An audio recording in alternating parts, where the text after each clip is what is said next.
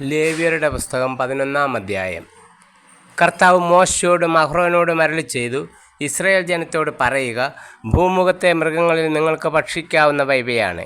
പാദം വിഭജിച്ചിരിക്കുന്നതും ഇരട്ടക്കുളമ്പുള്ളതും അയവിറക്കുന്നതുമായ മൃഗങ്ങളെ നിങ്ങൾക്ക് ഭക്ഷിക്കാം. എന്നാൽ അയവിറക്കുന്നതോ ഇരട്ടക്കുളമ്പുള്ളതോ ആയ മൃഗങ്ങളിൽ ഇവയെ നിങ്ങൾ ഭക്ഷിക്കരുത്. ഒട്ടകം അയവിറക്കുന്നതെങ്കിലും അത് ഇരട്ടക്കുളമ്പുള്ളതല്ല, അത് നിങ്ങൾക്ക് അശുദ്ധമാണ്. കുഴിമുയൽ അയവിറക്കുന്നതെങ്കിലും അത് ഇരട്ടക്കുളമ്പുള്ളതല്ല, അത് നിങ്ങൾക്ക് അശുദ്ധമാണ്. മുയൽ അയവിറക്കുന്നതെങ്കിലും അത് ഇരട്ടക്കുളമ്പുള്ളതല്ല, അത് നിങ്ങൾക്ക് അശുദ്ധമാണ്. പന്നി ഇരട്ടക്കുളമ്പുള്ളതെങ്കിലും അത് അയവിറക്കുന്നതല്ല, അത് നിങ്ങൾക്ക് അശുദ്ധമാണ്.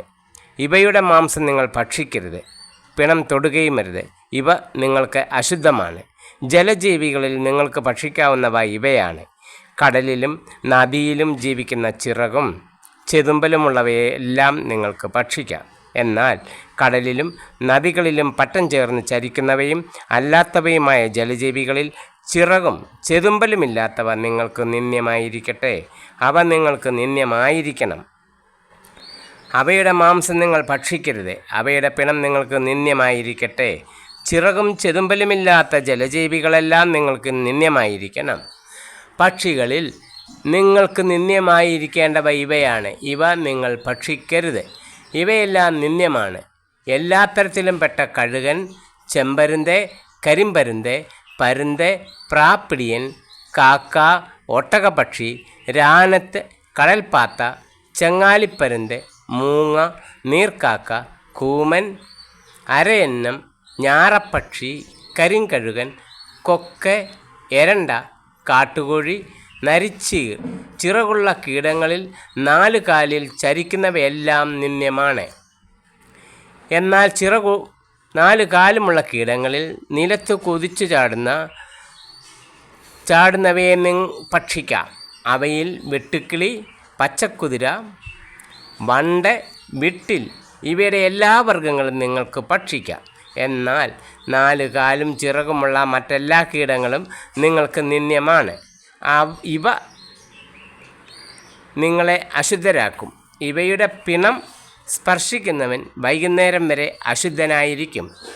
ഇവയുടെ പിണം വഹിക്കുന്നവൻ തൻ്റെ വസ്ത്രം കഴുകട്ടെ, അവൻ വൈകുന്നേരം വരെ അശുദ്ധനായിരിക്കും. പാദം വിഭക്തമെങ്കിലും ഇരട്ടക്കുളമ്പില്ലാത്തതും അയവിറക്കാത്തതുമായ സകല മൃഗങ്ങളും നിങ്ങൾക്ക് അശുദ്ധമാണ്. അവയെ സ്പർശിക്കുന്നവരും അശുദ്ധരായിരിക്കും. 4 കാലുകളിൽ നഖമുള്ള പാദങ്ങളോട് കൂടിയവ നിങ്ങൾക്ക് അശുദ്ധമാണ്. അവയുടെ പിണം സ്പർശിക്കുന്നവൻ വൈകുന്നേരം വരെ അശുദ്ധനായിരിക്കും. അവയുടെ പിണം വഹിക്കുന്നവൻ തൻ്റെ വസ്ത്രം കഴുകണം, വൈകുന്നേരം വരെ അവൻ അശുദ്ധനായിരിക്കും. അവ നിങ്ങൾക്ക് അശുദ്ധമാണ്. ഭൂമിയിലെ ഇഴജന്തുക്കളിൽ നിങ്ങൾക്ക് അശുദ്ധമായവ കീരി, എലി, വിവിധ തരം ഉടുമ്പുകൾ, പല്ലി, ചുമർപ്പല്ലി, മണൽപ്പല്ലി, അരണ, ഓന്ത് എന്നിവയാണ്. ഇഴജന്തുക്കളിൽ അശുദ്ധമായ ഇവയുടെ പിണം സ്പർശിക്കുന്നവൻ വൈകുന്നേരം വരെ അശുദ്ധനായിരിക്കും. ഇവയുടെ പിണം ഏതെങ്കിലും വസ്തുവിന്മേൽ വീണാൽ അതും അശുദ്ധമാകും. അത് മരം കൊണ്ടുണ്ടാക്കിയ ഉപകരണമോ വസ്ത്രമോ തോലോ ചാക്കോ ഉപയോഗ്യമായ ഏതെങ്കിലും പാത്രമോ ആകട്ടെ, അത് വെള്ളത്തിലിടണം. വൈകുന്നേരം വരെ അത് അശുദ്ധമായിരിക്കും, അനന്തരം ശുദ്ധമാകും. പിണം മൺപാത്രത്തിൽ വീണാൽ അതിലുള്ളവയും അശുദ്ധമായി തീരും, അത് ഉടച്ചു കളയണം. അതിലെ വെള്ളം ഏതെങ്കിലും ഭക്ഷണപദാർത്ഥത്തിൽ വീണാൽ അത് അശുദ്ധമാകും. അതിലുള്ള ഏതു പാനീയവും അശുദ്ധമായിരിക്കും. പിണത്തിൻ്റെ അംശം ഏതെങ്കിലും വീണാൽ എന്തിലെങ്കിലും വീണാൽ അത് അശുദ്ധമാകും. അടുപ്പോ അഗ്നികലശമോ ആകട്ടെ, അത് ഉടച്ചു കളയണം, അത് അശുദ്ധമാണ്. അശുദ്ധമായി നിങ്ങൾ കരുതുകയും വേണം. പിണം സ്പർശിക്കുന്ന എന്തും അശുദ്ധമാകുമെങ്കിലും ജലസമൃദ്ധമായ അരുവികൾക്കും ഉറവകൾക്കും അത് ബാധകമല്ല. വിതയ്ക്കാനുള്ള വിത്തിൽ പിണത്തിൻ്റെ അംശം വീണാലും അത് ശുദ്ധമായിരിക്കും. വിതയ്ക്കാനുള്ള വിത്തിൽ പിണത്തിൻ്റെ അംശം വീണാലും അത് ശുദ്ധമായിരിക്കും. എന്നാൽ നനച്ച വിത്തിൽ പിണത്തിൻ്റെ അംശം വീണാൽ അത് നിങ്ങൾക്ക് അശുദ്ധമായിരിക്കും. മൃഗം നിങ്ങൾക്ക് ഭക്ഷിക്കാവുന്നതാണെങ്കിലും ചത്തുപോയാൽ അതിൻ്റെ പിണം സ്പർശിക്കുന്നവൻ വൈകുന്നേരം വരെ അശുദ്ധനായിരിക്കും. അതിൻ്റെ മാംസം ഭക്ഷിക്കുന്നവൻ തൻ്റെ വസ്ത്രം കഴുകണം, അവൻ വൈകുന്നേരം വരെ അശുദ്ധനായിരിക്കും. അത് വഹിക്കുന്നവനും തൻ്റെ വസ്ത്രം കഴുകണം, അവനും വൈകുന്നേരം വരെ അശുദ്ധനായിരിക്കും. ഇഴജന്തുക്കളെല്ലാം നിന്ദ്യമാണ്, ഇവയെ ഭക്ഷിക്കരുത്. ഉരസുകൊണ്ടോ 4 അതിൽ കൂടുതലോ കാലുകൾ കൊണ്ടോ ഇഴയുന്ന ജന്തുക്കളെ നിങ്ങൾ ഭക്ഷിക്കരുത്, അവ നിന്ദ്യമാണ്. ഇഴജന്തുക്കൾ നിമിത്തം നിങ്ങൾ അശുദ്ധരാകരുത്. അശുദ്ധരാകാതിരിക്കാൻ അവ കൊണ്ടുള്ള മാലിന്യത്തിൽ നിന്ന് അകലുവിൻ. ഞാൻ നിങ്ങളുടെ ദൈവമായ കർത്താവാകുന്നു. നിങ്ങളെ തന്നെ വിശുദ്ധീകരിക്കുകയും പരിശുദ്ധരായിരിക്കുകയും ചെയ്യുവിൻ, കാരണം ഞാൻ പരിശുദ്ധനാകുന്നു. ഭൂമിയിലെ ഇഴജന്തുക്കൾ നിമിത്തം നിങ്ങൾ മലിനരാകരുത്. നിങ്ങളുടെ ദൈവമായിരിക്കേണ്ടതിന് ഈജിപ്തിൽ നിന്ന് നിങ്ങളെ ആനയിച്ച കർത്താവ് ഞാനാകുന്നു. നിങ്ങൾ പരിശുദ്ധരായിരിക്കുവിൻ, എന്തെന്നാൽ ഞാൻ പരിശുദ്ധനാണ്. പക്ഷികൾ, മൃഗങ്ങൾ, ജലജീവികൾ, ഭൂമിയിലെ എഴുജന്തുക്കൾ എന്നിവയെ സംബന്ധിച്ചുള്ള നിയമമാണിത്. ജീവികളെ ശുദ്ധിയുള്ളവയും ശുദ്ധിയില്ലാത്തവയും ഭക്ഷിക്കാവുന്നവയും ഭക്ഷിക്കരുതാത്തവയും തമ്മിൽ വേർതിരിക്കാനാണിത്. മാതാക്കളുടെ ശുദ്ധീകരണം 12-ാം അധ്യായം. കർത്താവ് മോശയോട് അരുളിച്ചെയ്തു, ഇസ്രായേൽ ജനത്തോട് പറയുക, ഗർഭം ധരിച്ച് ആൺകുഞ്ഞിനെ പ്രസവിക്കുന്ന സ്ത്രീ ഋതുകാലത്തെന്ന പോലെ 7 ദിവസത്തേക്ക് അശുദ്ധയായിരിക്കും. 8-ാം ദിവസം കുട്ടിയെ പരിച്ഛേദനം ചെയ്യണം. പിന്നെ രക്തത്തിൽ നിന്നുള്ള ശുദ്ധീകരണത്തിനായി അവൾ 33 ദിവസം കാത്തിരിക്കണം. ശുദ്ധീകരണ ദിവസങ്ങൾ കഴിയുന്നതുവരെ വിശുദ്ധ വസ്തുക്കൾ സ്പർശിക്കുകയോ വിശുദ്ധ സ്ഥലത്ത് പ്രവേശിക്കുകയോ അരുത്. എന്നാൽ പെൺകുഞ്ഞിനെയാണ് പ്രസവിക്കുന്നതെങ്കിൽ ഋതുകാലത്തെന്ന പോലെ 2 ആഴ്ചത്തേക്ക് അവൾ അശുദ്ധയായിരിക്കും. രക്തത്തിൽ നിന്നുള്ള ശുദ്ധീകരണത്തിനായി 66 ദിവസം കാത്തിരിക്കണം. കുഞ്ഞ് ആണോ പെണ്ണോ ആകട്ടെ, ശുദ്ധീകരണത്തിൻ്റെ ദിനങ്ങൾ പൂർത്തിയാകുമ്പോൾ അവൾ കുഞ്ഞിനു വേണ്ടി 1 വയസ്സുള്ള ഒരു ആട്ടിൻകുട്ടിയെ ദഹനബലിക്കായും ഒരു ചെങ്ങാലിയെയോ പ്രാവിൻ കുഞ്ഞിനെയോ പാപപരിഹാര ബലിക്കായും സമാഗമ കൂടാരത്തിൻ്റെ വാതിൽക്കൽ പുരോഹിതൻ്റെ മുമ്പിൽ കൊണ്ടുവരണം. അവൻ അവയെ കർത്താവിൻ്റെ സന്നിധിയിൽ അർപ്പിച്ച് അവൾക്കു വേണ്ടി പാപപരിഹാരം ചെയ്യണം. അപ്പോൾ രക്തസ്രാവത്തിൽ നിന്ന് അവൾ ശുദ്ധയാകും. ഇതാണ് ആൺകുഞ്ഞിനെയോ പെൺകുഞ്ഞിനെയോ പ്രസവിക്കുന്ന സ്ത്രീക്കുള്ള നിയമം. ആട്ടിൻകുട്ടിയെ സമർപ്പിക്കാൻ അവൾക്ക് കഴിവില്ലെങ്കിൽ 2 ചെങ്ങാലികളെയോ 2 പ്രാവിൻ കുഞ്ഞുങ്ങളെയോ കൊണ്ടുവരട്ടെ. ഒന്ന് ദഹനബലിക്കും മറ്റേത് പാപപരിഹാര ബലിക്കും പുരോഹിതൻ അവൾക്കു വേണ്ടി പാപപരിഹാരം ചെയ്യണം. അപ്പോൾ അവൾ ശുദ്ധയാകും. രോഗങ്ങൾ 13-ാം അധ്യായം. കർത്താവ് മോശയോടും അഹറോനോടും അരുളിച്ചെയ്തു, ഒരാളുടെ ശരീരത്തിൽ തടിപ്പോ പരുവോ പാണ്ടോ ഉണ്ടാവുകയും അത് കുഷ്ഠമായി തോന്നുകയും ചെയ്താൽ പുരോഹിതനായ അഹറോൻ്റെയോ അവൻ്റെ പുത്രന്മാരായ പുരോഹിതന്മാരിൽ ഒരുവൻ്റെയോ അടുക്കൽ അവനെ കൊണ്ടുപോകണം. പുരോഹിതൻ രോഗബാധിതമായ ശരീരഭാഗം പരിശോധിക്കണം. അവിടെയുള്ള രോമം വെളുത്തതും അവിടം ചുറ്റുമുള്ള ഭാഗത്തേക്കാൾ കുഴിഞ്ഞതുമാണെങ്കിൽ അത് കുഷ്ഠമാണ്. പരിശോധനയ്ക്ക് ശേഷം അവൻ അശുദ്ധനാണെന്ന് പുരോഹിതൻ പ്രഖ്യാപിക്കണം. എന്നാൽ ശരീരത്തിലെ പാണ്ട് വെളുത്തതെങ്കിലും ചുറ്റുമുള്ള ത്വക്കിനേക്കാൾ കുഴിഞ്ഞതോ അതിലുള്ള രോമം വെളുത്തതോ അല്ലെങ്കിൽ അവനെ 7 ദിവസത്തേക്ക് പരീക്ഷണാർത്ഥം മാറ്റിത്താമസിപ്പിക്കണം.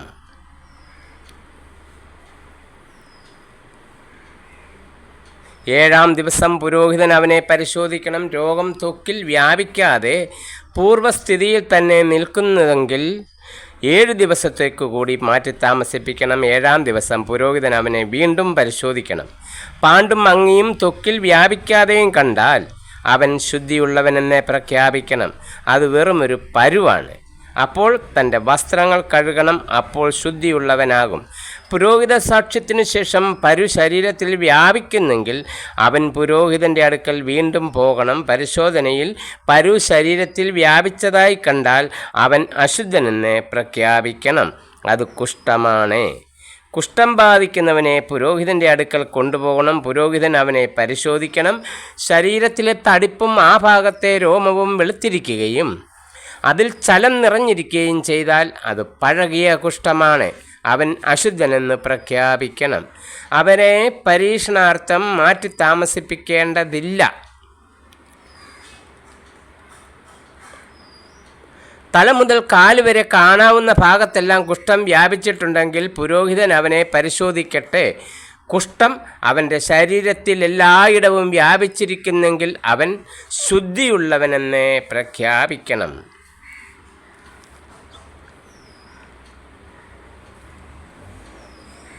ദേഹമാസകലം വെളുത്തിരിക്കുന്നതിനാൽ അവൻ ശുദ്ധിയുള്ളവനാണ്. എന്നാൽ പരു പൊട്ടി ഒലിക്കാൻ തുടങ്ങുമ്പോൾ അവൻ അശുദ്ധനായിരിക്കും. പുരോഹിതൻ അവനെ വീണ്ടും പരിശോധിക്കണം. വ്രണം കാണപ്പെടുന്നെങ്കിൽ അവനെ അശുദ്ധനെന്ന് പ്രഖ്യാപിക്കണം. പഴുത്തു പൊട്ടിയ വ്രണം കുഷ്ഠരോഗത്തിന് തെളിവാണ്. അവൻ അശുദ്ധൻ തന്നെ. വ്രണം ഉണങ്ങുകയും അവിടുത്തെ തൊലി വെളുത്ത നിറമുള്ളതാകുകയും ചെയ്താൽ അവൻ വീണ്ടും പുരോഹിതനെ സമീപിക്കണം. പരിശോധനയിൽ വ്രണം ഉണങ്ങി തൊലി വെളുത്ത നിറം പ്രാപിച്ചിട്ടുണ്ടെങ്കിൽ അവനെ ശുദ്ധനെന്ന് പ്രഖ്യാപിക്കണം. അവൻ ശുദ്ധിയുള്ളവനാണ്. വ്രണം ഉണങ്ങിയതിനു ശേഷം തൽസ്ഥാനത്തെ വെളുത്ത തടിപ്പോ ചെമപ്പും വെളുപ്പും ചേർന്ന പാണ്ടോ ഉണ്ടായാൽ അത് പുരോഹിതനെ കാണിക്കണം. പരിശോധനയിൽ അവിടം ചുറ്റുമുള്ള ത്വക്കിനേക്കാൾ കുഴിഞ്ഞും ആ ഭാഗത്തെ രോമം വെളുത്തുമിരുന്നാൽ പുരോഹിതൻ അവനെ അശുദ്ധനെന്ന് പ്രഖ്യാപിക്കണം. അത് ആ വ്രണത്തിൽ നിന്നുണ്ടായ കുഷ്ഠരോഗമാണ്. എന്നാൽ രോമം വെളുക്കുകയോ ആ ഭാഗം ചുറ്റുമുള്ള ത്വക്കിനേക്കാൾ കുഴിയുകയോ ചെയ്യാതെ നിറം മങ്ങിയിരുന്നാൽ അവനെ പരീക്ഷണാർത്ഥം 7 ദിവസത്തേക്ക് മാറ്റി താമസിപ്പിക്കണം. പാണ്ട് ശരീരത്തിൽ വ്യാപിച്ചിട്ടുണ്ടെങ്കിൽ പുരോഹിതൻ അവനെ അശുദ്ധനെന്ന് പ്രഖ്യാപിക്കണം. അവൻ രോഗബാധിതനാണ്. എന്നാൽ ശരീരത്തിൽ വ്യാപിക്കാതെ പൂർവ്വസ്ഥിതിയിൽ തുടരുന്നെങ്കിൽ അത് വ്രണത്തിൻ്റെ പാടുമാത്രമാണ്. പുരോഹിതൻ അവനെ ശുദ്ധനെന്ന് പ്രഖ്യാപിക്കണം. ശരീരത്തിൽ പൊള്ളലേൽക്കുകയും ആ ഭാഗത്തെ മാംസം വെളുത്തതോ അരണ്ടു ചെമന്നതോ ഇരിക്കുകയും ചെയ്താൽ പുരോഹിതൻ അത് പരിശോധിക്കണം. ആ ഭാഗത്തെ രോമം വെളുത്തും അവിടം ചുറ്റുമുള്ള ത്വക്കിനേക്കാൾ കുഴിഞ്ഞുമാണെങ്കിൽ അത് പൊള്ളലിൽ നിന്നുണ്ടായ കുഷ്ഠമാണ്. അവനെ അശുദ്ധനായി പ്രഖ്യാപിക്കണം. അത് കുഷ്ഠം തന്നെ. എന്നാൽ രോമം വെളുക്കുകയോ അവിടം ചുറ്റുമുള്ള ത്വക്കിനേക്കാൾ കുഴിയുകയോ ചെയ്യാതെ നിറം മങ്ങിയിരുന്നാൽ പുരോഹിതൻ അവനെ 7 ദിവസത്തേക്ക് പരീക്ഷണാർത്ഥം മാറ്റി താമസിപ്പിക്കണം. 7-ാം ദിവസം അവനെ പരിശോധിക്കണം. അത് ശരീരത്തിൽ വ്യാപിച്ചിട്ടുണ്ടെങ്കിൽ അവനെ അശുദ്ധനായി പ്രഖ്യാപിക്കണം. അത് കുഷ്ഠരോഗമാണ്. എന്നാൽ പാണ്ട് ശരീരത്തിൽ വ്യാപിക്കാതെ അതേ സ്ഥാനത്ത് മാത്രം മങ്ങിയിരുന്നാൽ അത് പൊള്ളലിൽ നിന്നുണ്ടായ തടിപ്പാണ്. പുരോഹിതൻ അവനെ ശുദ്ധനായി പ്രഖ്യാപിക്കണം. ഒരു പുരുഷൻ്റെയോ സ്ത്രീയുടെയോ തലയിലോ താടിയിലോ വ്രണമുണ്ടായാൽ പുരോഹിതൻ അത് പരിശോധിക്കണം. അവിടെ ചുറ്റുമുള്ള ത്വക്കിനേക്കാൾ കുഴിഞ്ഞതും അതിലെ രോമം നേർത്തു മഞ്ഞ നിറത്തിലുള്ളതുമാണെങ്കിൽ അവനെ അശുദ്ധനായി പ്രഖ്യാപിക്കണം. അത് ചിരങ്ങാണ്. തലയിലെയോ താടിയിലെയോ കുഷ്ഠം.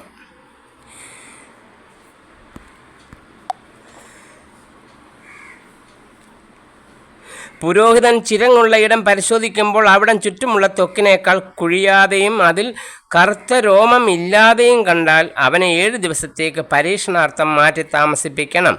7-ാം ദിവസം വീണ്ടും പരിശോധിക്കട്ടെ. ചിരങ്ങ് വ്യാപിക്കുകയും ത്വക്ക് കുഴിയുകയും രോമം മഞ്ഞയ്ക്കുകയും ചെയ്തിട്ടില്ലെങ്കിൽ അവനെ ക്ഷൗരം ചെയ്യണം. ചിരങ്ങുള്ള ഭാഗം ക്ഷൗരം ചെയ്യരുത്.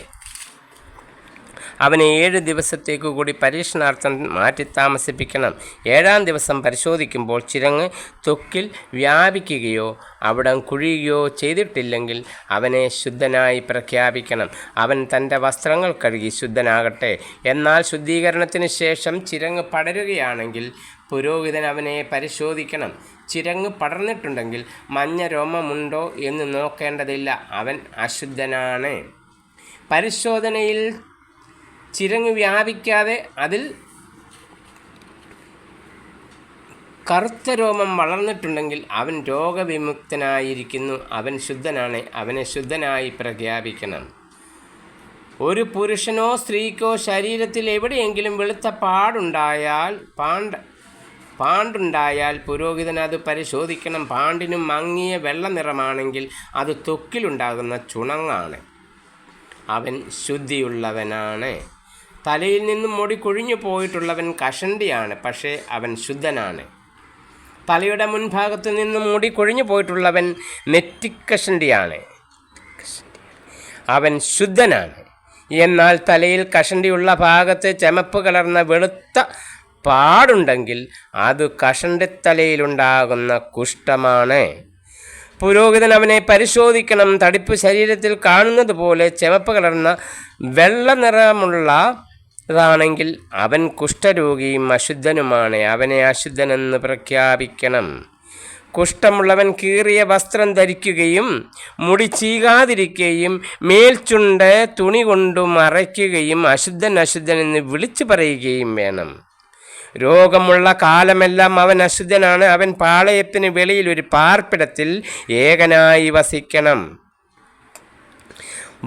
വസ്ത്രശുദ്ധി. കമ്പിളി വസ്ത്രത്തിലോ ചണവസ്ത്രത്തിലോ അവയുടെ ഊടിലോ പാവിലോ തുകലിലോ വസ്ത്രശുദ്ധി. കമ്പിളി വസ്ത്രത്തിലോ ചണവസ്ത്രത്തിലോ അവയുടെ ഊടിലോ പാവിലോ തുകലിലോ തുകൽ വസ്തുക്കളിലോ പച്ചയോ ചെമപ്പോ ആയ കരിമ്പനുണ്ടെങ്കിൽ അത് വ്യാപിക്കുന്ന തരമാണ്, അത് പുരോഹിതനെ കാണിക്കണം. അവൻ അത് പരിശോധിച്ചതിനു ശേഷം 7 ദിവസത്തേക്ക് പരീക്ഷണാർത്ഥം അടച്ചു സൂക്ഷിക്കണം. 7-ാം ദിവസം അത് വീണ്ടും പരിശോധിക്കണം. കരിമ്പൻ വസ്ത്രത്തിൽ പടർന്നിട്ടുണ്ടെങ്കിൽ ഊടിലോ പാവിലോ തുകലിലോ തുകൽ കൊണ്ടുണ്ടാക്കിയ വസ്തുക്കളിലോ ആകട്ടെ അത് അശുദ്ധമാണ്, അത് കത്തിച്ചു കളയണം. അത് കമ്പിളിയുടെയോ ചണത്തിൻ്റെയോ ഊടിലോ പാവിലോ തുകൽ കൊണ്ടുണ്ടാക്കിയ ഏതെങ്കിലും വസ്തുവിലോ ആകട്ടെ അത് പടരുന്ന കരിമ്പനാണ്, അത് അഗ്നിയിൽ ദഹിപ്പിക്കണം. പുരോഹിതൻ പരിശോധിക്കുമ്പോൾ വസ്ത്രത്തിൻ്റെ ഊടിലോ പാവിലോ തുകൽ കൊണ്ടുണ്ടാക്കിയവയിലോ കരിമ്പൻ വ്യാപിച്ചിട്ടില്ലെങ്കിൽ അത് കഴുകിയെടുക്കാൻ കൽപ്പിക്കണം. അത് പരീക്ഷണാർത്ഥം 7 ദിവസത്തേക്ക് അടച്ചു സൂക്ഷിക്കണം. കഴുകിയതിനു ശേഷം പുരോഹിതൻ അത് പരിശോധിക്കണം. പാട് കണ്ടിടത്ത് നിറഭേദം സംഭവിച്ചിട്ടില്ലെങ്കിൽ, കരിമ്പൻ വ്യാപിച്ചിട്ടില്ലെങ്കിൽ പോലും അത് അശുദ്ധമാണ്. കരിമ്പൻ വസ്ത്രത്തിൻ്റെ അകത്തോ പുറത്തോ ആകട്ടെ അത് അഗ്നിയിൽ ദഹിപ്പിക്കണം. എന്നാൽ കഴുകിയതിനു ശേഷമുള്ള പരിശോധനയിൽ നിറം മങ്ങിയിരിക്കുന്നതായി കണ്ടാൽ തുകലിൻ്റെയോ വസ്ത്രത്തിൻ്റെയോ ഊടിൻ്റെയോ പാവിൻ്റെയോ പ്രസ്തുത ഭാഗം കീറിക്കളയണം. വസ്ത്രത്തിൻ്റെ ഊടിലോ പാവിലോ തുകൽ വസ്തുക്കളിലോ അത് പിന്നെയും കാണുന്നെങ്കിൽ പാട് പടരുകയാണ്, ആ വസ്തു ദഹിപ്പിച്ച് കളയണം. എന്നാൽ കഴുകിയതിനു ശേഷം വസ്ത്രത്തിൻ്റെ ഊടിൽ നിന്നോ പാവിൽ നിന്നോ തുകൽ കൊണ്ടുണ്ടാക്കിയ വസ്തുവിൽ നിന്നോ അടയാളം അപ്രത്യക്ഷമാകുന്നെങ്കിൽ വീണ്ടും കഴുകണം, അപ്പോൾ അത് ശുദ്ധമാകും. ഇതാണ് കമ്പിളി വസ്ത്രത്തിൻ്റെയോ ചണവസ്ത്രത്തിൻ്റെയോ ഊടിലോ പാവിലോ തുകൽ വസ്തുക്കളിലോ കരിമ്പനുണ്ടായാൽ അത് ശുദ്ധമോ അശുദ്ധമോ എന്ന് നിർണ്ണയിക്കുന്നതിനുള്ള നിയമം. ത്വഗ്രോഗ ശുദ്ധീകരണം 14-ാം അധ്യായം. കർത്താവ് മോശയോട് അരുളിച്ചെയ്തു, കുഷ്ഠരോഗിയുടെ ശുദ്ധീകരണ ദിനത്തിൽ അനുഷ്ഠിക്കേണ്ട നിയമം ഇതാണ്. അവനെ പുരോഹിതൻ്റെ അടുക്കൽ കൊണ്ടുവരണം. പുരോഹിതൻ പാളയത്തിന് പുറത്തുപോയി അവനെ പരിശോധിക്കണം. രോഗി സുഖം പ്രാപിച്ചെന്ന് കണ്ടാൽ ശുദ്ധിയുള്ള 2 പക്ഷികൾ, ദേവദാരു, ചെമന്ന നൂൽ, ഈസോപ്പ് ചെടി എന്നിവ കൊണ്ടുവരാൻ നിർദ്ദേശിക്കണം. ഒരു മൺപാത്രത്തിൽ ശുദ്ധമായ ഉറവ വെള്ളമെടുത്ത് പക്ഷികളിലൊന്നിനെ അതിനു മീതെ വെച്ച് കൊല്ലാൻ പുരോഹിതൻ കൽപ്പിക്കണം. ദേവദാരു, ചെമന്ന നൂൽ, ഈസോപ്പ് ചെടി എന്നിവ ജീവനുള്ള പക്ഷിയോടൊപ്പം ഉറവ വെള്ളത്തിനു മീതെ വെച്ച് കൊന്ന പക്ഷിയുടെ രക്തത്തിൽ മുക്കണം. പിന്നെ പുരോഹിതൻ ആ രക്തം രോഗത്തിൽ നിന്നും ശുദ്ധീകരിക്കപ്പെടേണ്ടവൻ്റെ മേൽ 7 പ്രാവശ്യം തളിക്കണം. അതിനുശേഷം അവനെ ശുദ്ധിയുള്ളവനായി പ്രഖ്യാപിക്കുകയും ജീവനുള്ള പക്ഷിയെ തുറസായ സ്ഥലത്തേക്ക് പറപ്പിച്ചു വിടുകയും വേണം. അനന്തരം ശുദ്ധീകരിക്കപ്പെടേണ്ടവൻ തൻ്റെ വസ്ത്രങ്ങൾ കഴുകി ശിരസ്സു മുണ്ഡനം ചെയ്ത് വെള്ളത്തിൽ കുളിക്കണം. അപ്പോൾ അവൻ ശുദ്ധിയുള്ളവനാകും. അതിനുശേഷം അവൻ പാളയത്തിൽ വരട്ടെ. എന്നാൽ 7 ദിവസത്തേക്ക് അവൻ കൂടാരത്തിന് വെളിയിൽ താമസിക്കണം. 7-ാം ദിവസം അവൻ തലയും താടിയും പുരികവും ക്ഷൗരം ചെയ്യണം. വസ്ത്രങ്ങൾ കഴുകി വെള്ളത്തിൽ കുളിക്കണം. അപ്പോൾ അവൻ ശുദ്ധിയുള്ളവനാകും. 8-ാം ദിവസം അവൻ ഊനമറ്റ 2 കുഞ്ഞാടുകളെയും 1 വയസ്സുള്ള ഊനമറ്റ ഒരു പെണ്ണാട്ടിൻകുട്ടിയെയും അതോടൊപ്പം ധാന്യബലിക്കായി എണ്ണ ചേർത്ത 10-3 എഫ നേരിയ മാവും 1 ലോഗ് എണ്ണയും കൊണ്ടുവരണം. പുരോഹിതൻ ശുദ്ധീകരിക്കപ്പെടേണ്ടവനോടൊപ്പം ഇവയെല്ലാം കർത്താവിൻ്റെ സന്നിധിയിൽ സമാഗമ കൂടാരത്തിൻ്റെ വാതിൽക്കൽ കൊണ്ടുവരട്ടെ. മുട്ടാടുകളിൽ ഒന്നിനെ 1 ലോഗ് എണ്ണയോടുകൂടി പ്രായശ്ചിത്ത ബലിയായി അർപ്പിച്ച് കർത്താവിൻ്റെ മുൻപിൽ നീരാഞ്ജനം ചെയ്യണം. പാപപരിഹാര ബലിക്കും ദഹനബലിക്കുമുള്ള മൃഗങ്ങളെ കൊല്ലുന്ന വിശുദ്ധ സ്ഥലത്ത് വെച്ച് തന്നെ ആട്ടിൻകുട്ടിയെ കൊല്ലണം. പാപപരിഹാര ബലിക്കുള്ള മൃഗത്തെപ്പോലെ പ്രായശ്ചിത്ത ബലിക്കുള്ള മൃഗവും പുരോഹിതനുള്ളതാണ്. ഇത് അതിവിശുദ്ധമാണ്. പുരോഹിതൻ പ്രായശ്ചിത്ത ബലിക്കുള്ള മൃഗത്തിൻ്റെ കുറച്ച് രക്തമെടുത്ത് ശുദ്ധീകരിക്കപ്പെടേണ്ടവൻ്റെ വലതു ചെവിയുടെ അഗ്രത്തിലും വലത്തു കൈയുടെ തള്ളവിരലിലും വലതുകാലിൻ്റെ പെരുവിരലിലും പുരട്ടണം. അനന്തരം അവൻ എണ്ണയിൽ കുറച്ചെടുത്ത് തൻ്റെ ഇടത്തെ ഉള്ളം കൈയിൽ ഒഴിക്കണം. അതിൽ വലതുകൈയുടെ വിരൽ മുക്കി 7 പ്രാവശ്യം കർത്താവിൻ്റെ സന്നിധിയിൽ തളിക്കണം. കയ്യിൽ ശേഷിക്കുന്ന എണ്ണ ശുദ്ധീകരിക്കപ്പെടേണ്ടവൻ്റെ വലത്തു ചെവിയുടെ അഗ്രത്തിലും വലത്തു കൈയുടെ തള്ളവിരലിലും വലതുകാലിൻ്റെ പെരുവിരലിലും പ്രായശ്ചിത്ത ബലി മൃഗത്തിൻ്റെ രക്തം പുരട്ടിയിരുന്നതിനും മീതെ പുരട്ടണം. കയ്യിൽ ബാക്കി വരുന്ന എണ്ണ ശുദ്ധീകരിക്കപ്പെടേണ്ടവൻ്റെ ശിരസിൽ ഒഴിക്കണം. അങ്ങനെ പുരോഹിതൻ കർത്താവിൻ്റെ സന്നിധിയിൽ അവനു വേണ്ടി പാപപരിഹാരം ചെയ്യണം. പാപപരിഹാര ബലി അർപ്പിച്ച് ശുദ്ധീകരിക്കപ്പെടേണ്ടവനു വേണ്ടി പാപപരിഹാരം ചെയ്യണം. അതിനുശേഷം ദഹനബലിക്കുള്ള മൃഗത്തെ കൊല്ലണം. പുരോഹിതൻ ബലിപീഠത്തിൽ ദഹനബലിയും ധാന്യബലിയും അർപ്പിച്ച് അവനു വേണ്ടി പാപപരിഹാരം ചെയ്യുമ്പോൾ അവൻ ശുദ്ധനാകും. എന്നാൽ അവൻ ദരിദ്രനും അത്രയും കൊടുക്കാൻ കഴിവില്ലാത്തവനുമാണെങ്കിൽ തൻ്റെ പാപപരിഹാരത്തിനു വേണ്ടി പ്രായശ്ചിത്ത ബലിയായി നീരാഞ്ജനം ചെയ്യാൻ 1 മുട്ടാടിനെയും ദാനബലിക്ക് എണ്ണ ചേർത്ത 10-1 എഫ നേരിയ മാവും 1 ലോഗ് എണ്ണയും കൊണ്ടുവരണം. കൂടാതെ അവൻ കഴിവനുസരിച്ച് പാപപരിഹാര ബലിക്കും ദഹനബലിക്കും 1 വീതം 2 ചങ്ങാലികളെയോ 2 പ്രാവിൻ കുഞ്ഞുങ്ങളെയോ കൊണ്ടുവരട്ടെ. അവൻ തൻ്റെ ശുദ്ധീകരണത്തിനായി ഇവയെല്ലാം 8-ാം ദിവസം കർത്താവിൻ്റെ സന്നിധിയിൽ സമാഗമ കൂടാരത്തിൻ്റെ വാതിൽക്കൽ പുരോഹിതൻ്റെ മുൻപിൽ കൊണ്ടുവരണം. പുരോഹിതൻ പ്രായശ്ചിത്ത ബലിക്കുള്ള കുഞ്ഞാടിനെയും അതോടൊപ്പം 1 ലോഗ് എണ്ണയും കർത്താവിൻ്റെ മുൻപിൽ നീരാഞ്ജനം ചെയ്യണം. പിന്നെ അവൻ പ്രായശ്ചിത്ത ബലിക്കുള്ള കുഞ്ഞാടിനെ കൊല്ലണം. അതിൻ്റെ കുറച്ച് രക്തമെടുത്ത് ശുദ്ധീകരിക്കപ്പെടേണ്ടവൻ്റെ വലതു ചെവിയുടെ അഗ്രത്തിലും വലതു കൈയുടെ തള്ളവിരലിലും വലതുകാലിൻ്റെ പെരുവിരലിലും പുരട്ടണം. അതിനുശേഷം പുരോഹിതൻ കുറച്ച് എണ്ണ തൻ്റെ ഇടത്തെ ഉള്ളം കൈയിലെടുക്കണം. അതിൽ വലതു കൈയുടെ വിരൽ മുക്കി 7 പ്രാവശ്യം കർത്താവിൻ്റെ സന്നിധിയിൽ തളിക്കണം. കയ്യിൽ ബാക്കിയുള്ള എണ്ണയിൽ കുറച്ചെടുത്ത് ശുദ്ധീകരിക്കപ്പെടേണ്ടവൻ്റെ വലത്ത് ചെവിയുടെ അഗ്രത്തിലും വലതു കൈയുടെ തള്ളവിരലിലും വലതു കാലിൻ്റെ പെരുവിരലിലും പ്രായശ്ചിത്ത ബലിയുടെ രക്തം പുരട്ടിയ ഭാഗത്ത് പുരട്ടണം. ശേഷിക്കുന്ന എണ്ണ ശുദ്ധീകരിക്കപ്പെടേണ്ടവൻ്റെ പാപങ്ങളുടെ പരിഹാരത്തിനായി കർത്താവിൻ്റെ സന്നിധിയിൽ വെച്ച് അവൻ്റെ തലയിൽ ഒഴിക്കണം. പിന്നെ ശുദ്ധീകരിക്കപ്പെടേണ്ടവൻ്റെ കഴിവനുസരിച്ച് കൊണ്ടുവന്ന ചങ്ങാലികളെയോ പ്രാവിൻ കുഞ്ഞുങ്ങളെയോ 1 പാപപരിഹാര ബലിക്കും മറ്റേത് ദഹനബലിക്കുമായി ധാന്യബലിയോടുകൂടി കാഴ്ചവെക്കണം. അങ്ങനെ ശുദ്ധീകരിക്കപ്പെടേണ്ടവന് വേണ്ടി കർത്താവിൻ്റെ മുൻപിൽ പുരോഹിതൻ പാപപരിഹാരം ചെയ്യണം. ഇത് ശുദ്ധീകരണത്തിനാവശ്യമായ കാഴ്ചകൾ നൽകാൻ കഴിവില്ലാത്ത കുഷ്ഠരോഗികൾക്കു വേണ്ടിയുള്ള നിയമമാണ്.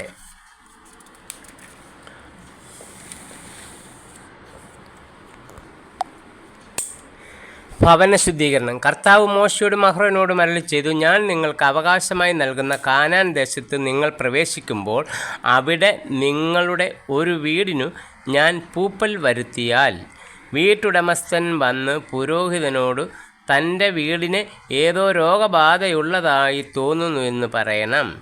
വീട്ടിലെ വസ്തുക്കളെല്ലാം അശുദ്ധമെന്ന് പ്രഖ്യാപിക്കാതിരിക്കാൻ പരിശോധനയ്ക്ക് ചെല്ലുന്നതിന് മുൻപേ അവയെല്ലാം വീട്ടിൽ നിന്നും മാറ്റാൻ പുരോഹിതൻ കൽപ്പിക്കണം. അതിനുശേഷം പരിശോധനയ്ക്ക് ചെല്ലണം. അവൻ വീട് പരിശോധിക്കണം. വീടിൻ്റെ ഭിത്തിയിൽ മറ്റു ഭാഗങ്ങളേക്കാൾ കുഴിഞ്ഞ് പച്ചയോ ചുമപ്പോ നിറമുള്ള പാടുകൾ പ്രത്യക്ഷപ്പെട്ടാൽ വീട്ടിൽ നിന്നും പുറത്തിറങ്ങി അത് 7 ദിവസത്തേക്ക് പൂട്ടിയിടണം. 7-ാം ദിവസം തിരിച്ചെത്തി പരിശോധിക്കുമ്പോൾ വീടിൻ്റെ ഭിത്തികളിൽ പൂപ്പൽ പടർന്നിട്ടുണ്ടെങ്കിൽ അത് ബാധിച്ചിട്ടുള്ള കല്ലുകൾ ഭിത്തിയിൽ നിന്നെടുത്ത് പട്ടണത്തിന് പുറത്തുള്ള അശുദ്ധമായ സ്ഥലത്തേക്ക് എറിഞ്ഞു കളയാൻ പുരോഹിതൻ കൽപ്പിക്കണം. അനന്തരം വീടിൻ്റെ അകം മുഴുവൻ ചുരണ്ടി പൊടി പട്ടണത്തിൻ്റെ വെളിയിൽ അശുദ്ധമായ സ്ഥലത്ത് കളയാൻ നിർദ്ദേശിക്കണം.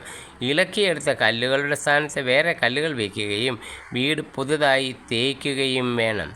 കല്ലുകൾ മാറ്റി വീട് ചുരണ്ടി പുതുതായി തേച്ചതിന് ശേഷവും പൂപ്പൽ പ്രത്യക്ഷപ്പെട്ടാൽ പുരോഹിതൻ ചെന്ന് പരിശോധിക്കണം. അത് വീട്ടിലെല്ലാം പടർന്നിട്ടുണ്ടെങ്കിൽ അത് അപരിഹാര്യമാണ്. ആ വീട് അശുദ്ധമാണ്. ആ വീട് ഇടിച്ചു പൊളിച്ച് അതിൻ്റെ കല്ലും തടിയും കുമ്മായവും പട്ടണത്തിനു വെളിയിൽ അശുദ്ധമായ സ്ഥലത്ത് കൊണ്ടുപോയി കളയണം. വീട് അടച്ചിട്ടിരിക്കുന്ന സമയത്ത് അതിൽ പ്രവേശിക്കുന്നവൻ വൈകുന്നേരം വരെ അശുദ്ധനായിരിക്കും. ആ ഭവനത്തിൽ കിടന്നുറങ്ങുന്നവനും അവിടെ വെച്ച് ഭക്ഷിക്കുന്നവനും തങ്ങളുടെ വസ്ത്രങ്ങൾ കഴുകണം. എന്നാൽ പുരോഹിതൻ്റെ പരിശോധനയിൽ പുതിയതായി തേച്ചതിന് ശേഷം പൂപ്പൽ പടർന്നിട്ടില്ലെന്ന് കണ്ടാൽ ആ വീട് ശുദ്ധമാണെന്ന് പ്രഖ്യാപിക്കണം. എന്തെന്നാൽ പൂപ്പൽ അപ്രത്യക്ഷമായിരിക്കുന്നു. ആ വീടിൻ്റെ ശുദ്ധീകരണത്തിനായി അവൻ 2 പക്ഷികൾ, ദേവദാരു, ചെമന്ന നൂൽ, ഈസോപ്പ് ചെടി എന്നിവ എടുക്കണം. ഒരു പക്ഷിയെ മൺപാത്രത്തിൽ ഉറവവെള്ളമെടുത്ത് അതിന് മീതെ വെച്ച് കൊല്ലണം. അനന്തരം ജീവനുള്ള പക്ഷിയെ എടുത്ത് ദേവദാരു, ഈസോപ്പ് ചെടി, ചെമന്ന നൂൽ എന്നിവയോടൊപ്പം ഉറവവെള്ളത്തിനു മീതെ വെച്ച് കൊന്ന പക്ഷിയുടെ രക്തത്തിലും ഉറവവെള്ളത്തിലും മുക്കി വീടിന്മേൽ 7 പ്രാവശ്യം തളിക്കണം. അങ്ങനെ അവൻ പക്ഷിയുടെ രക്തം, ഉറവവെള്ളം, ജീവനുള്ള പക്ഷി, ദേവദാരു, ഈസോപ്പ് ചെടി, ചെമന്ന നൂൽ എന്നിവ കൊണ്ട് വീട് ശുദ്ധീകരിക്കണം. അനന്തരം ജീവനുള്ള പക്ഷിയെ പട്ടണത്തിന് പുറത്ത് തുറസായ സ്ഥലത്തേക്ക് പറപ്പിച്ചു വിടണം. അങ്ങനെ ആ വീടിനു വേണ്ടി പാപപരിഹാരം ചെയ്യണം. അപ്പോൾ അത് ശുദ്ധമാകും.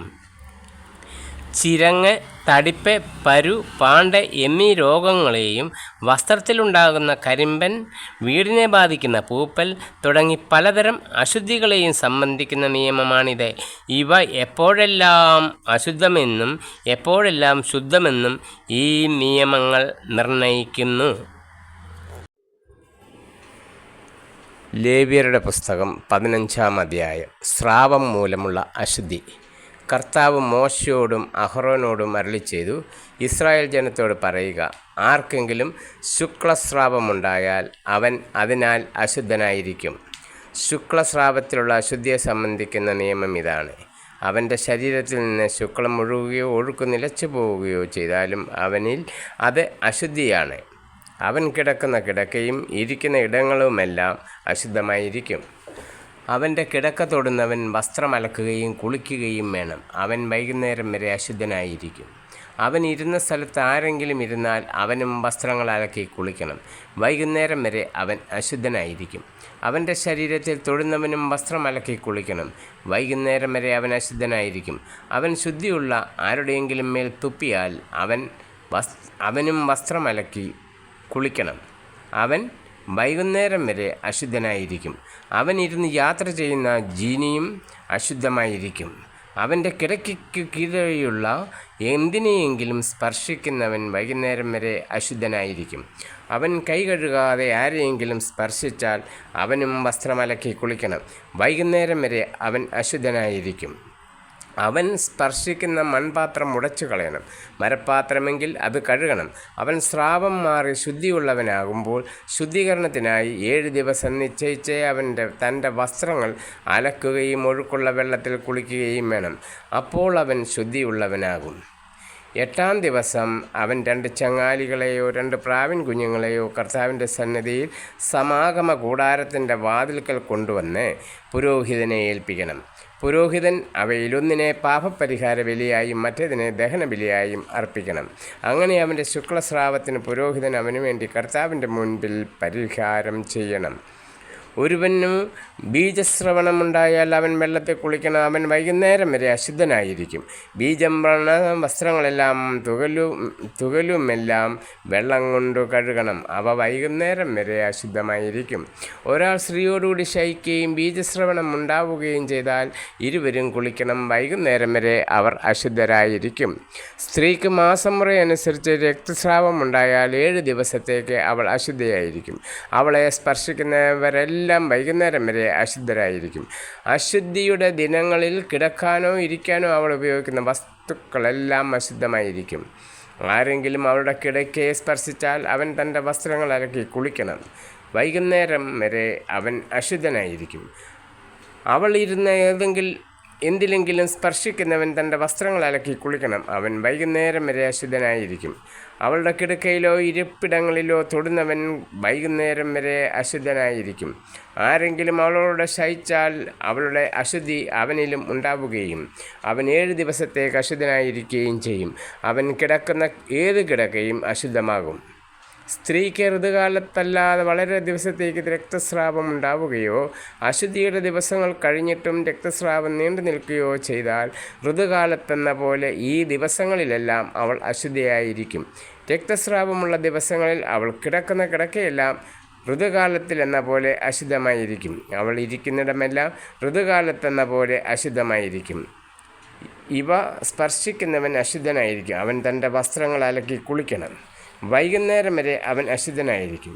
രക്തസ്രാവം മാറിയാൽ 7 ദിവസത്തേക്കു കൂടി അവൾ കാത്തിരിക്കണം. അതിനുശേഷം അവൾ ശുദ്ധിയുള്ളവളായിരിക്കും.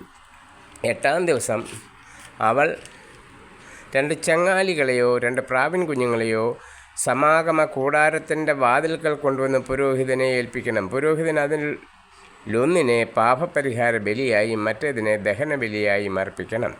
അവളുടെ രക്തസ്രാവം മൂലമുള്ള അശുദ്ധിക്ക് പുരോഹിതൻ അവൾക്ക് വേണ്ടി കർത്താവിൻ്റെ മുൻപിൽ പാപപരിഹാരം ചെയ്യണം. അങ്ങനെ ഇസ്രായേൽ ജനങ്ങളുടെ ഇടയിലുള്ള എൻ്റെ കൂടാരം അശുദ്ധമാക്കി തങ്ങളുടെ അശുദ്ധിയിൽ അവർ മരിക്കാതിരിക്കേണ്ടതിന് നീ അവരെ അശുദ്ധിയിൽ നിന്ന് അകറ്റണം. ശുക്ലസ്രാവമോ ബീജസ്രാവമോ മൂലം അശുദ്ധരാകുന്നവർക്കുള്ള നിയമമാണിത്. മാസമുറ മൂലം അശുദ്ധയായവൾക്കും സ്രാവമുള്ള പുരുഷനും സ്ത്രീക്കും അശുദ്ധയായ സ്ത്രീയോടുകൂടെ ശയിക്കുന്നവനുമുള്ളതാണ് ഈ നിയമം. പാപപരിഹാര ദിനം. അഹ്റോൻ്റെ 2 പുത്രന്മാർ കർത്താവിൻ്റെ സന്നിധിയിൽ വെച്ച് മരിച്ചതിന് ശേഷം കർത്താവ് മോശയോട് അരുളി ചെയ്തു. പാപപരിഹാര ദിനം 16-ാം അധ്യായം. അഹ്റോൻ്റെ 2 പുത്രന്മാർ കർത്താവിൻ്റെ സന്നിധിയിൽ വെച്ച് മരിച്ചതിന് ശേഷം കർത്താവ് മോശയോട് അരുളി ചെയ്തു. നിന്റെ സഹോദരനായ അഹ്റോനോട് അവൻ മരിക്കാതിരിക്കേണ്ടതിന് തിരശ്ശീലയ്ക്കുള്ളിലെ ശ്രീകോവിലിൽ പെട്ടകത്തിനു മുകളിലെ കൃപാസനത്തിനു മുൻപിൽ ഏതു സമയത്തും പ്രവേശിക്കരുതെന്ന് നീ പറയണം. കാരണം കൃപാസനത്തിനു മുകളിൽ ഒരു മേഘത്തിൽ ഞാൻ പ്രത്യക്ഷപ്പെടും. അഹ്റോൻ ശ്രീകോവിലിൽ പ്രവേശിക്കേണ്ടത് ഇങ്ങനെയാണ്.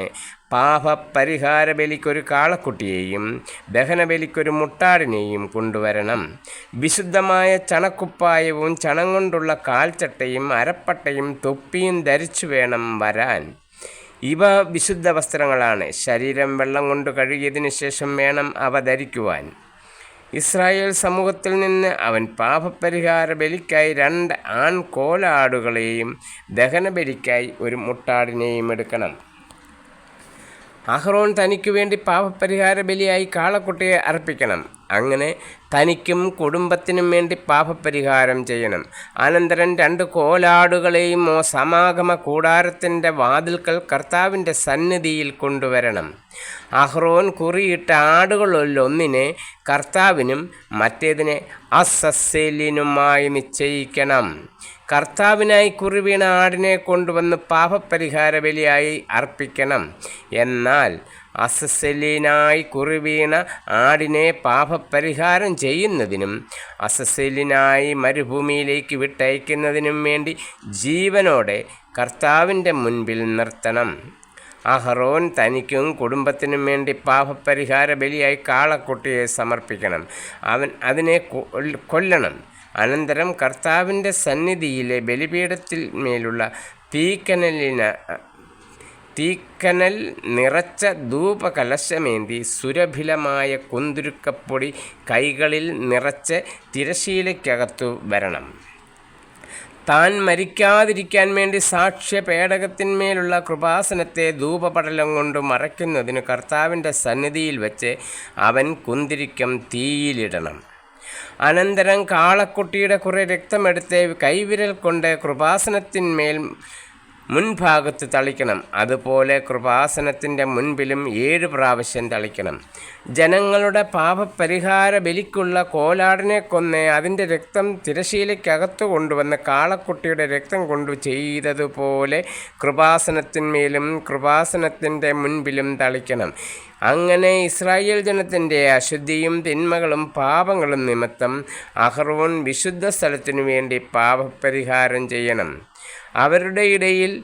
അവരുടെ അശുദ്ധിയുടെ മധ്യേ സ്ഥിതി ചെയ്യുന്ന സമാഗമ കൂടാരത്തിനു വേണ്ടിയും ഇപ്രകാരം തന്നെ ചെയ്യണം. പുരോഹിതൻ തനിക്കും കുടുംബത്തിനും ഇസ്രായേൽ ജനത്തിനും മുഴുവനും വേണ്ടി പാപപരിഹാരം ചെയ്യുന്നതിനായി ശ്രീകോവിലിൽ പ്രവേശിച്ചിട്ട് തിരിച്ചു വരുന്നതുവരെ ആരും സമാഗമ കൂടാരത്തിലുണ്ടായിരിക്കരുത്. അനന്തരം അവൻ കർത്താവിൻ്റെ സന്നിധിയിലുള്ള ബലിപീഠത്തിലേക്ക് ചെന്ന് അതിനുവേണ്ടിയും പാപപരിഹാരം ചെയ്യണം. കാളക്കുട്ടിയുടെയും കോലാടിൻ്റെയും കുറച്ച് രക്തമെടുത്ത് ബലിപീഠത്തിൻ്റെ കൊമ്പുകളിൽ പുരട്ടണം. കുറേ രക്തമെടുത്ത് വിരൽ കൊണ്ട് 7 പ്രാവശ്യം അതിന്മേൽ തളിച്ച് അതിനെ ശുദ്ധീകരിക്കുകയും ഇസ്രായേൽ ജനത്തിൻ്റെ അശുദ്ധിയിൽ നിന്നും പവിത്രീകരിക്കുകയും ചെയ്യണം. ശ്രീകോവിലിനും സമാഗമ കൂടാരത്തിനും ബലിപീഠത്തിനും വേണ്ടി പാപപരിഹാരം ചെയ്തതിനു ശേഷം ജീവനുള്ള കോലാടിനെ കൊണ്ടുവരണം. അതിൻ്റെ തലയിൽ കൈകൾ വെച്ച് അഹറോൻ ഇസ്രായേൽ ജനങ്ങളുടെ എല്ലാ അകൃത്യങ്ങളും അക്രമങ്ങളും പാപങ്ങളും ഏറ്റുപറയണം. അവയെല്ലാം അതിൻ്റെ ശിരസിൽ ചുമത്തി ഒരുങ്ങി നിൽക്കുന്ന ഒരാളുടെ കൈവശം അതിനെ മരുഭൂമിയിലേക്ക് വിടണം. കോലാട് അവരുടെ കുറ്റങ്ങൾ വഹിച്ചുകൊണ്ട് വിജനപ്രദേശത്തേക്ക് പോകട്ടെ. ആടിനെ നയിക്കുന്ന ആൾ അതിനെ മരുഭൂമിയിൽ ഉപേക്ഷിക്കണം. അനന്തരം അഹറോൻ സമാഗമ കൂടാരത്തിൽ ചെന്ന് ശ്രീകോവിലിൽ പ്രവേശിച്ചപ്പോൾ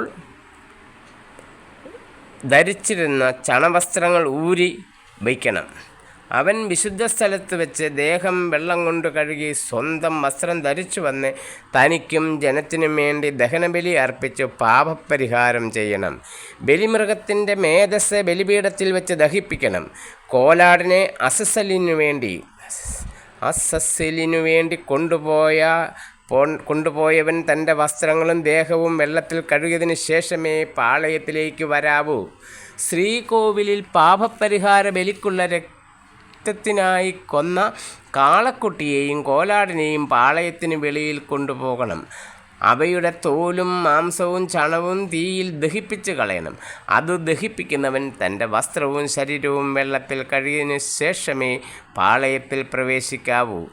ഇത് നിങ്ങൾക്ക് എന്നേക്കുമുള്ള നിയമമാണ്. 7-ാം മാസം 10-ാം ദിവസം നിങ്ങൾ ഉപവസിക്കണം. നിങ്ങളോ നിങ്ങളുടെ ഇടയിലുള്ള വിദേശീയരോ അന്ന് ജോലി ചെയ്യരുത്. പാപങ്ങളിൽ നിന്നെല്ലാം ശുദ്ധീകരിക്കപ്പെടാനായി നിങ്ങൾക്ക് വേണ്ടി പാപപരിഹാരം ചെയ്യുന്ന ദിവസമാണത്. നിങ്ങൾക്കിത് വിശ്രമം നൽകുന്ന വിശുദ്ധ സാബത്ത് ദിവസമാണ്. നിങ്ങൾ ഉപവാസം അനുഷ്ഠിക്കണം. ഇത് എന്നേക്കുമുള്ള നിയമമാണ്. സ്വപിതാവിൻ്റെ സ്ഥാനത്ത് അഭിഷിക്തനായി പ്രതിഷ്ഠിക്കപ്പെട്ട പുരോഹിതൻ പരിശുദ്ധമായ ചണവസ്ത്രങ്ങൾ അണിഞ്ഞ് പാപപരിഹാരം ചെയ്യണം. ശ്രീകോവിലിനും സമാഗമ കൂടാരത്തിനും ബലിപീഠത്തിനും പുരോഹിതന്മാർക്കും ജനസമൂഹത്തിനും വേണ്ടി അവൻ പാപപരിഹാരം ചെയ്യണം. ഇസ്രായേൽ ജനത്തിൻ്റെ പാപങ്ങൾ നിമിത്തം അവർക്കു വേണ്ടി വർഷത്തിലൊരിക്കൽ പാപപരിഹാരം ചെയ്യണമെന്ന് നിങ്ങൾക്ക് എന്നേക്കുമുള്ള ഒരു നിയമമാണ്. കർത്താവ് കൽപ്പിച്ചതുപോലെ മോശ പ്രവർത്തിച്ചു.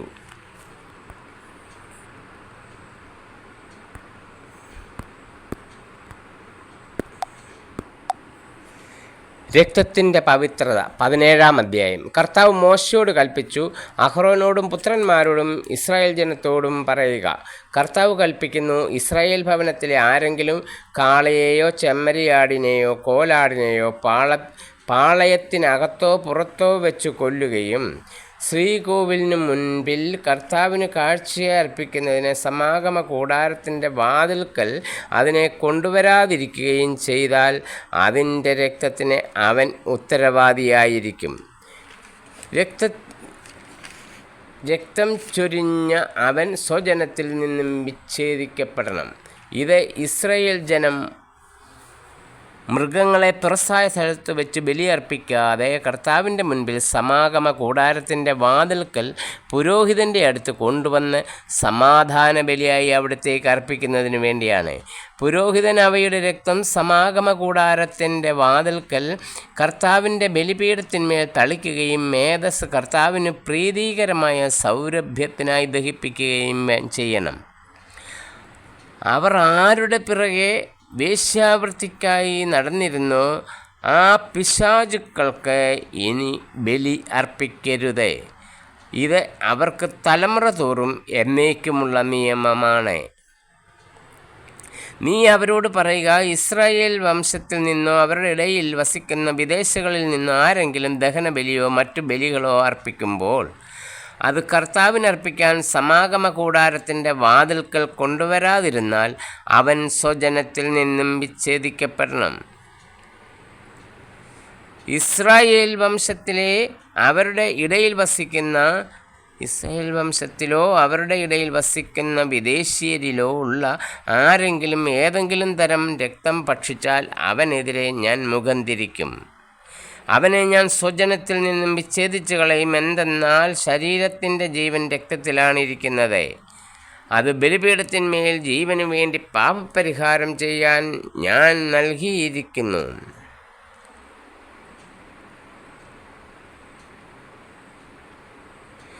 അതിൽ ജീവനുള്ളതുകൊണ്ട് രക്തമാണ് പാപപരിഹാരം ചെയ്യുന്നത്. നിങ്ങളുടെ ഇടയിൽ വസിക്കുന്ന വിദേശീയരിൽ ആരെങ്കിലുമോ രക്തം ഭക്ഷിക്കരുതെന്ന് ഞാൻ ഇസ്രായേൽ ജനത്തോട് പറഞ്ഞത് അതുകൊണ്ടാണ്. ഇസ്രായേൽ ജനത്തിൽ നിന്നോ അവരുടെ ഇടയിൽ വസിക്കുന്ന വിദേശീയരിൽ നിന്നോ ആരെങ്കിലും ഭക്ഷിക്കാവുന്ന ഒരു മൃഗത്തെ, പക്ഷിയെയോ വേട്ടയാടി പിടിച്ചാൽ അതിൻ്റെ രക്തം ഊറ്റിക്കളഞ്ഞ് മണ്ണിട്ട് മൂടണം. എന്തെന്നാൽ എല്ലാ ജീവികളുടെയും ജീവൻ അവയുടെ രക്തത്തിലാണ്. ഒരു ജീവിയും രക്തം ഭക്ഷിക്കരുതെന്ന് ഞാൻ ഇസ്രായേൽ ജനത്തോട് പറഞ്ഞിരിക്കുന്നു. അതുകൊണ്ട് തന്നെ ആരെങ്കിലും അത് ഭക്ഷിച്ചാൽ അവൻ ജനത്തിൽ നിന്ന് വിച്ഛേദിക്കപ്പെടണം. ചത്തതിനെയോ കാട്ടുമൃഗം കൊന്നതിനെയോ ഭക്ഷിക്കുന്നവൻ സ്വദേശിയോ വിദേശിയോ ആകട്ടെ, തൻ്റെ വസ്ത്രം അലക്കി കുളിക്കണം. വൈകുന്നേരം വരെ അവൻ അശുദ്ധനായിരിക്കും. അതിനുശേഷം ശുദ്ധനാവും. എന്നാൽ തൻ്റെ വസ്ത്രം അലക്കാതെയും കുളിക്കാതെയും ഇരുന്നാൽ അവൻ കുറ്റക്കാരനായിരിക്കും.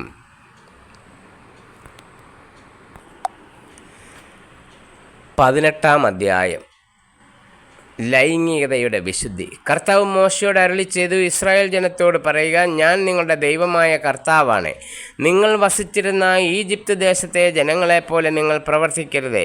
ഞാൻ നിങ്ങളെ പ്രവേശിപ്പിക്കാനായിരിക്കുന്ന കാനാൻ ദേശത്തെ ആളുകളെപ്പോലെയും നിങ്ങൾ പ്രവർത്തിക്കരുത്. അവരുടെ ചട്ടങ്ങളനുസരിച്ച് നിങ്ങൾ വ്യാപരിക്കരുത്. നിങ്ങൾ എൻ്റെ പ്രമാണങ്ങളും കൽപ്പനകളും അനുസരിച്ച് വ്യാപരിക്കണം. നിങ്ങളുടെ ദൈവമായ കർത്താവ് ഞാനാണ്. നിങ്ങൾ എൻ്റെ കൽപ്പനകളും പ്രമാണങ്ങളും അനുസരിക്കുക. അവ അനുസരിക്കുന്നവൻ അതിനാൽ ജീവിക്കും. ഞാനാണ് കർത്താവ്. നിങ്ങളിൽ ആരും തൻ്റെ ചാർച്ചക്കാരുടെ നഗ്നത അനാവൃതമാക്കാൻ അവരെ സമീപിക്കരുത്. ഞാനാണ് കർത്താവ്. നിന്റെ മാതാവിൻ്റെ നഗ്നത അനാവൃതമാക്കി നിന്റെ പിതാവിനെ അപമാനിക്കരുത്.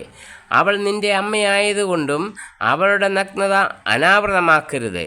നിന്റെ പിതാവിൻ്റെ ഭാര്യയുടെ നഗ്നത നീ അനാവൃതമാക്കരുത്. അത് നിന്റെ പിതാവിൻ്റെ തന്നെ നഗ്നതയാണ്. നിന്റെ സഹോദരിയുടെ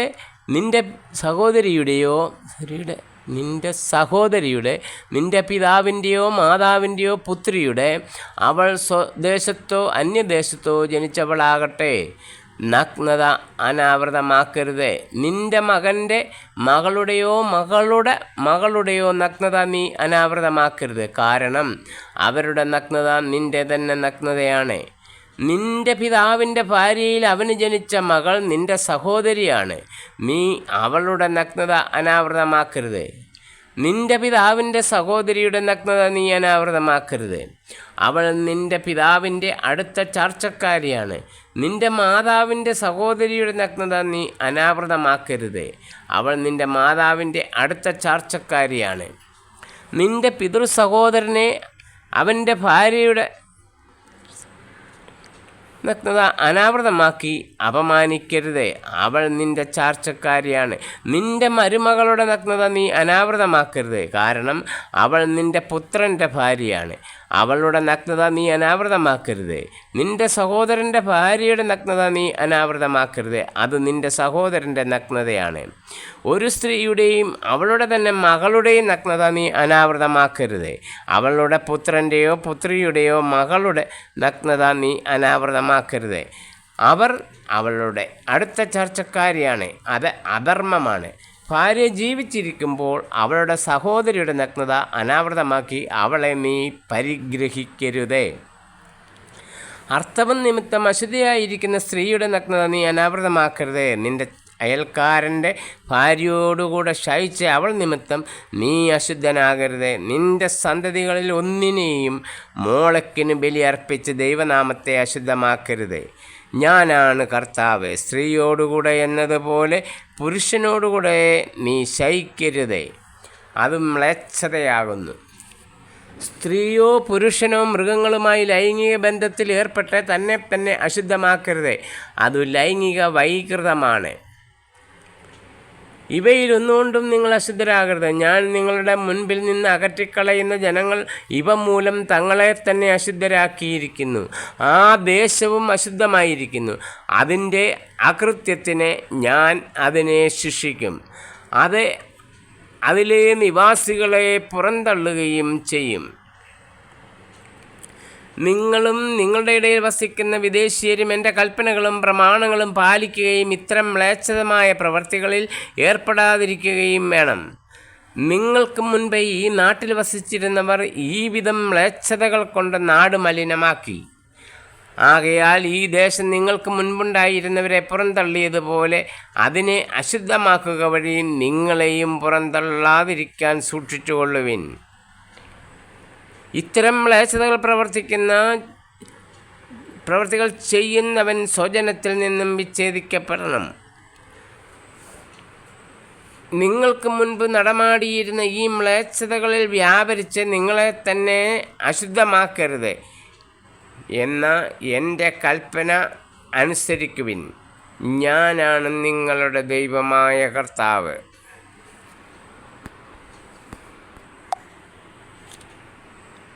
19-ാം അധ്യായം. വിവിധ നിയമങ്ങൾ.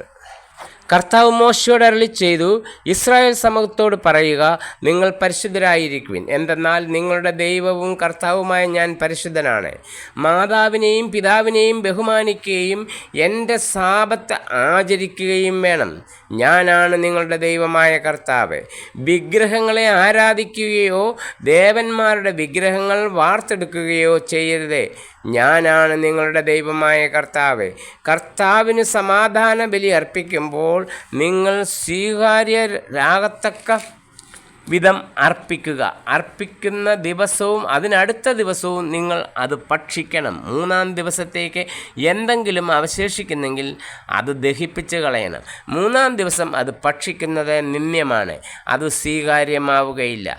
അത് ഭക്ഷിക്കുന്നവൻ കുറ്റക്കാരനായിരിക്കും. എന്തെന്നാൽ അവൻ കർത്താവിൻ്റെ വിശുദ്ധ വസ്തു അശുദ്ധമാക്കി അവൻ ജനത്തിൽ നിന്ന് വിച്ഛേദിക്കപ്പെടണം.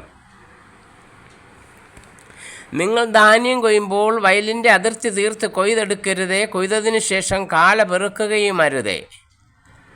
മുന്തിരിത്തോട്ടത്തിലെ ഫലങ്ങളും തീർത്തു പറിക്കരുതേ. വീണ് കിടക്കുന്ന പഴം പെറുക്കിയെടുക്കുകയും അരുതേ. പാവങ്ങൾക്കും പരദേശികൾക്കുമായി അത് നീക്കി വയ്ക്കുക. ഞാനാകുന്നു നിങ്ങളുടെ ദൈവമായ കർത്താവ്. നിങ്ങൾ മോഷ്ടിക്കുകയോ വഞ്ചിക്കുകയോ പരസ്പരം വ്യാജം പറയുകയോ അരുതേ. എൻ്റെ നാമത്തിൽ കള്ളസത്യം ചെയ്യരുതേ, നിങ്ങളുടെ ദൈവത്തിൻ്റെ നാമം അശുദ്ധമാക്കുകയുമരുതേ. ഞാനാണ് കർത്താവ്. നിങ്ങളുടെ അയൽക്കാരെ മർദ്ദിക്കുകയോ കൊള്ളയടിക്കുകയോ അരുതേ. കൂലിക്കാരന് വേതനം നൽകാൻ പിറ്റേന്ന് രാവിലെ വരെ കാത്തിരിക്കരുതേ. ചെകിടരെ ശപിക്കുകയോ കുരുടൻ്റെ വഴിയിൽ തടസ്സം വയ്ക്കുകയോ അരുതേ. നിങ്ങളുടെ ദൈവമായ കർത്താവിനെ ഭയപ്പെടുക. ഞാനാണ് കർത്താവ്.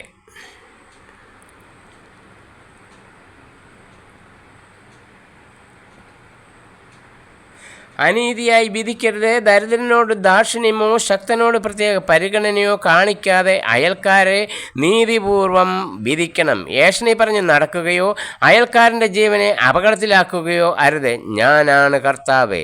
സഹോദരനെ ഹൃദയം കൊണ്ട് വെറുക്കരുത്. അയൽക്കാരനെ ശാസിക്കണം, അല്ലെങ്കിൽ അവൻ മൂലം നീ തെറ്റുകാരനാകും. നിന്റെ ജനത്തോട് പകയോ പ്രതികാരമോ പാടില്ല. നിന്നെപ്പോലെ തന്നെ നിന്റെ അയൽക്കാരനെയും സ്നേഹിക്കുക. ഞാനാണ് കർത്താവ്. നിങ്ങൾ എൻ്റെ കൽപ്പനകൾ അനുസരിക്കുവിൻ. ഒരു മൃഗത്തെ മറ്റിനത്തിൽപ്പെട്ട മൃഗവുമായി ഇണചേർക്കരുത്. വയലിൽ വിത്തുകൾ കലർത്തി വിതയ്ക്കരുത്. ചണവും കമ്പിളിയും ചേർത്ത് നെയ്തെടുത്ത വസ്ത്രങ്ങൾ ധരിക്കുകയും അരുത്.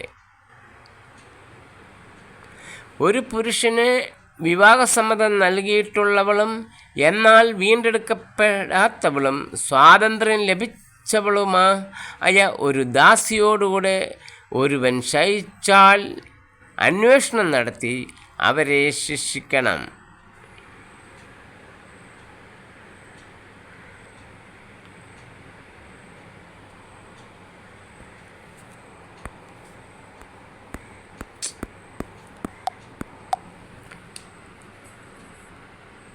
എന്നാൽ അവർക്ക് മരണശിക്ഷ വിധിക്കരുത്. എന്തെന്നാൽ അവൾ സ്വതന്ത്ര